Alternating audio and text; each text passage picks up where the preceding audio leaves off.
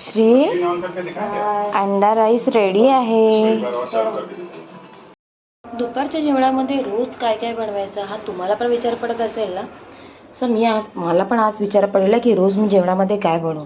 तर रोज तीच भुर्जी, ऑमलेट, भाकरी, भुर्जी पाव सगळं खाऊन खूप कंटाळा आलेला.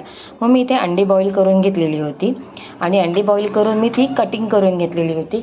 इथे कांदा कापून घेतलेला, टमॅटो चिरून घेतलेला, कोथिंबीर चिरून घेतलेली आणि लसूण चिरून घेतलेले, बारीक त्याची चॉप करून घेतलेली होती. आता आपल्याला हे जे बॉईल केलेले अंडे आणि कटिंग केलेलं आहे ह्याला फ्राय करून घ्यायचं आहे. चला तर मग आपण ह्याला फ्राय करून घेऊया. कढईत तेल टाकून घेऊया. कटिंग केलेले जे अंडे, बॉईल केलेले अंडे आहेत ते आपण तेलामध्ये टाकून फ्राय करून घेऊया. छान असं मीठ स्प्रिंकल करूया आपण. छान मस्त ब्राऊन कलर येईपर्यंत ह्याला फ्राय करून घेऊया. बघा छान ब्राऊन कलर याला सुटायला लागलेला आहे.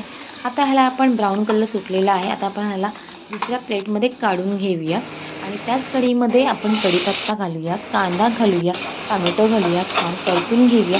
चॉप केलेला लसूण घालूया, पुन्हा एकदा छान परतून घेऊया आणि नंतर सगळे मसाले घालूया.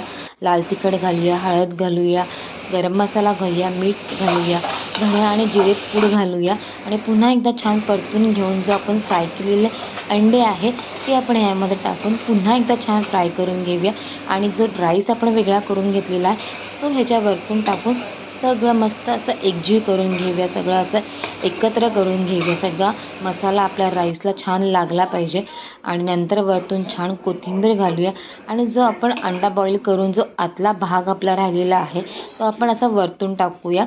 छान असं त्याला सजवून घेऊया म्हणजे गार्निश करण्यासाठी आणि वरतून पुन्हा एकदा आपण कोथिंबीर घालूया आणि त्याला एका प्लेटमध्ये आपण खाण्यासाठी घेऊया आणि वरतून पुन्हा एकदा थोडीशी कोथिंबीर घालूया. अशा प्रकारे आपला हा फ्राय केलेला अंड्याचा राईस तयार आहे. तर तुम्हाला हा वेगळ्या पद्धतीचा अंड्याचा राईस कसा वाटलेला आहे मला नक्की कळवा आणि तुम्ही पण ट्राय करून बघा हा अंड्याचा राईस. चला मंडळी, पुन्हा भेटूया. बाय.